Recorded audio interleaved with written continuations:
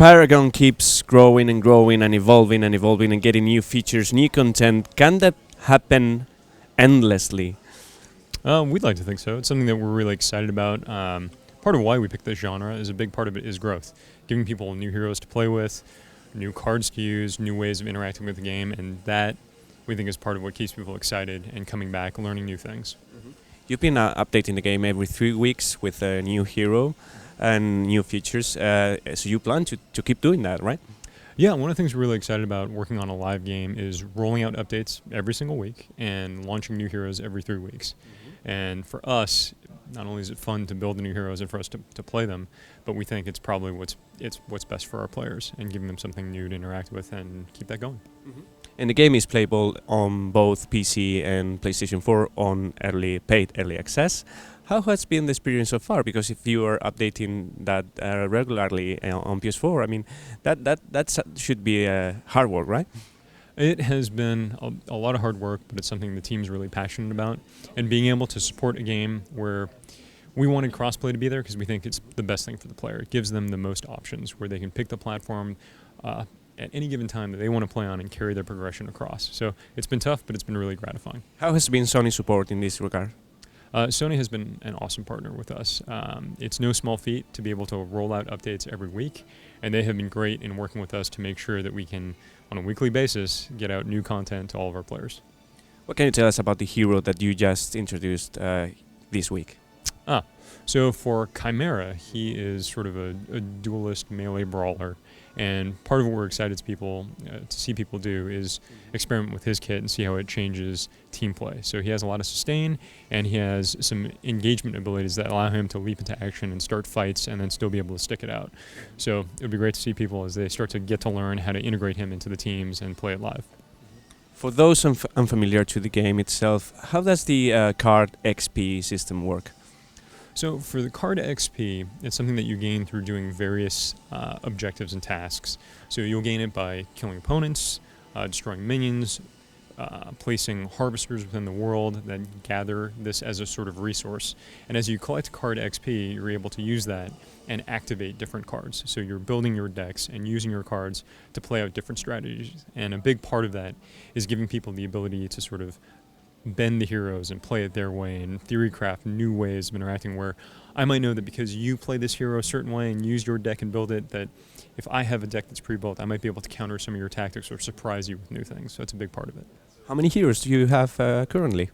We're currently rolling out, we have got 18 with Chimera, and we'll be rolling out more every 3 weeks.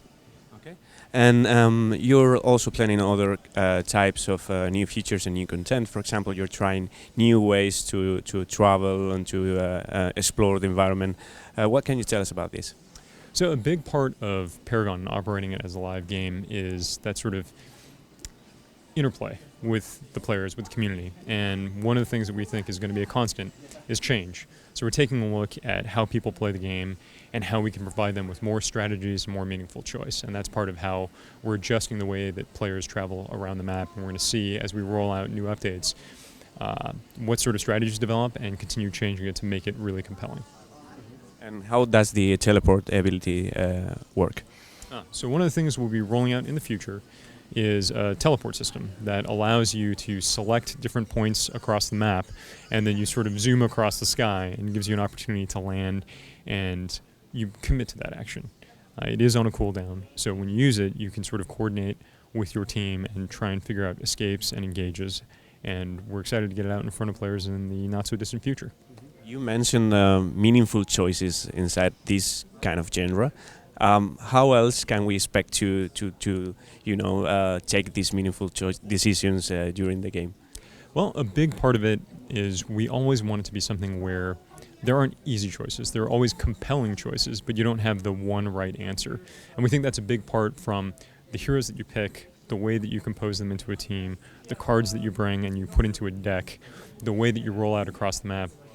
We think what makes MOBA so engaging is that there's no one right way to play it, and the game is always changing and evolving. And that, to us, is sort of the core of what meaningful choice means within Paragon.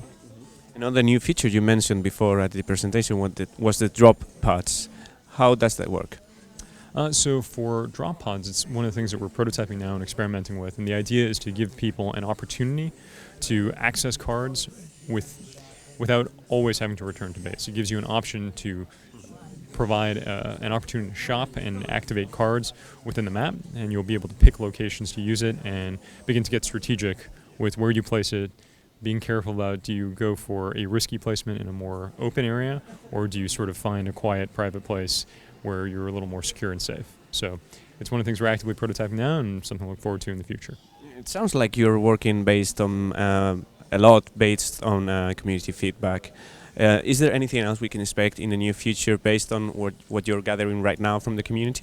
Well, for us, we're always listening and spending a lot of time going through and reading through the forums and all the different feedback that we get.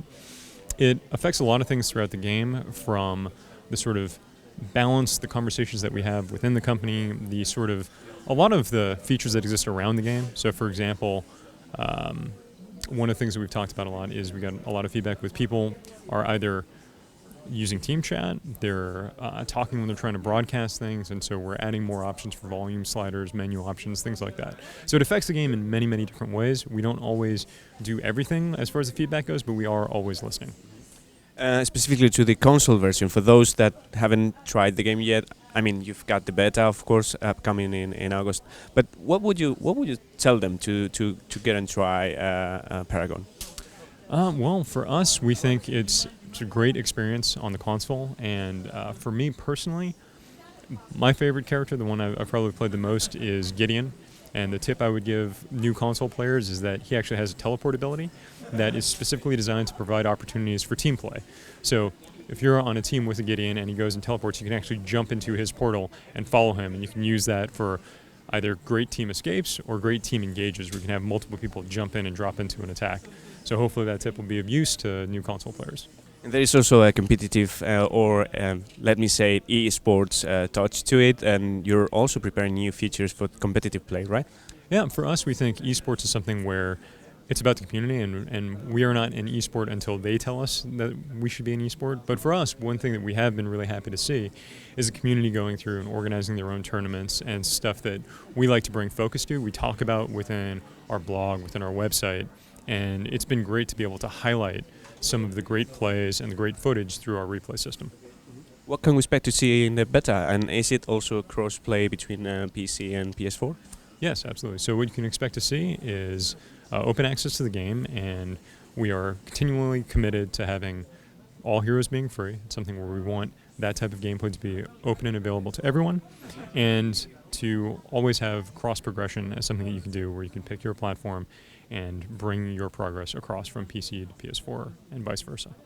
Okay, thank you very much for your time. I'm looking forward to try the beta already. Okay, thanks so much.